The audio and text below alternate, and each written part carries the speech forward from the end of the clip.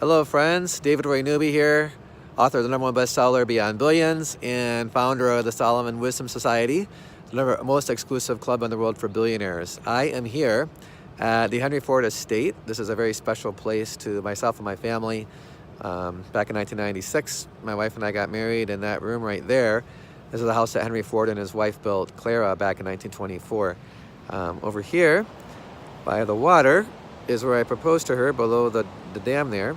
And this building over here is the powerhouse. This is the first building ever built in the world that runs on hydroelectric power. It's not even plugged into the electric grid. So it's a really cool place. It's really special to myself and my family. And I had a legacy of abuse, adultery, and murder given to me by multiple generations of the men in my family before me. And I really committed at 18 years old to be a different man, to be a different kind of husband, be a different kind of dad.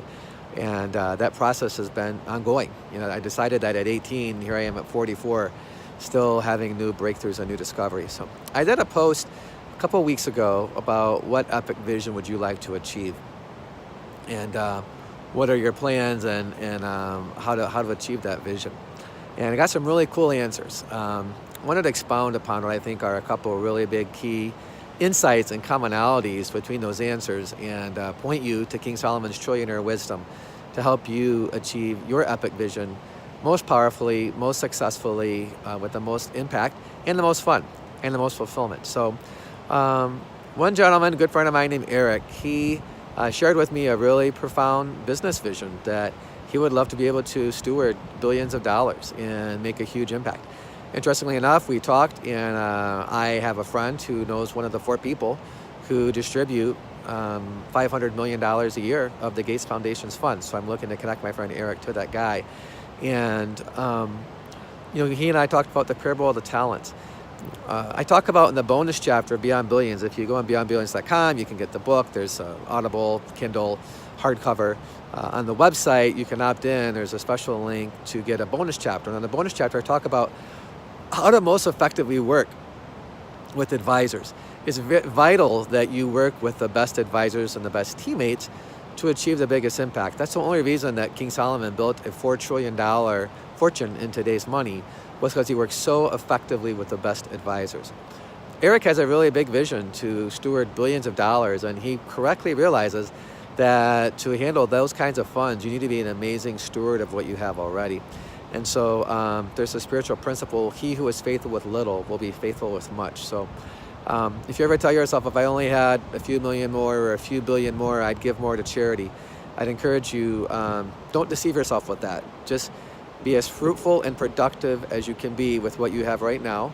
Improve your skill and ability, and then you'll be able to handle more when more comes to you.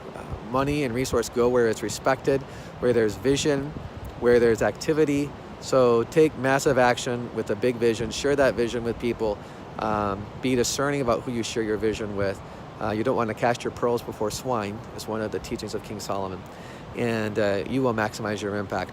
And you can make a global impact. So I thank you, Eric, for your great sharing with me what's in your heart. Also, a couple other people want to make a really powerful spiritual impact on the world. One person wants to make an impact on a whole country. Their vision is to impact a whole country, which is amazing economically. And another person wants to really help people worldwide upgrade their health in an amazing way. And so both of those visions have in common, they're thinking at scale. So I want to encourage you, at whatever level you think. And one other person told me that they haven't let themselves imagine and really dream. And so I think that happens the older we get. The more we have a vision and it doesn't come true, the easier it is to stop dreaming. So I'd encourage you, regularly pray and future pace. Envision your perfect day of work, your perfect day of play, as my good friend Marshall Silver teaches. Future pace, work you want to be doing, things you dreamed about as a kid, adventures you want to go on. Don't limit yourself. The only thing that can limit you is your imagination. As a man thinks in his heart, so is he. So start thinking big. Allow yourself to dream again like you were a kid. Think about impacting your whole state, your whole country, the world in some areas that you're passionate about. The only thing that can stop you is your imagination. And once you're imagining something, then you can actually get some ideas. You give your brain the capacity to start thinking about, how could I make this possible? How could this become reality? But just to imagine it is the first step. So I want to encourage you, think big. We only live once, we only have one life, and we're all going to give an account for what we did with our life. So I want to encourage you, think very big, and don't limit yourself. And it's amazing how the resources can come to you once you start putting it out there. I spoke to Steve Forbes last week and Ken Fisher, and spoke to a billionaire and his son last week. I'm planning to go visit them in their country in a couple months. And friends and family, I'm doing invitations to several billionaires that I know to invite them to the Solomon Wisdom Society. I plan to do a whole big PR push and a Forbes feature and some other press in the next few weeks for my billionaire club. And this vision is 10 years in the making.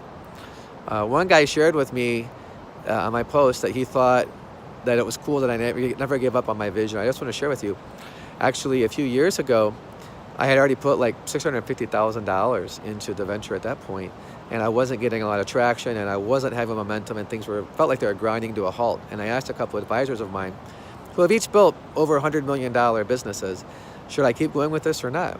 And they told me, keep going. So I want to encourage you, it's vital that you surround yourself with people who understand your vision and who will encourage you in the tough times, because we all have ups and downs, especially on the entrepreneurial journey. Not a lot of people understand you, the average person, and it's vital that you surround yourself with big thinkers that are entrepreneurial that want to make a big impact as well. So I hope this post has inspired you, friends. I encourage you, think big, learn to work effectively with advisors. Now, there's 3 levels of advisors. There's your coaches, there's your teammates you work with every day, and there's mentors. And so make sure that your inner team is coachable and you guys are regularly sharpening each other and masterminding. Hire coaches that will help you think bigger, because you're only going to grow to the level of your limited beliefs. Once you hit a limiting belief, until someone helps you think differently, you're not going to grow beyond that.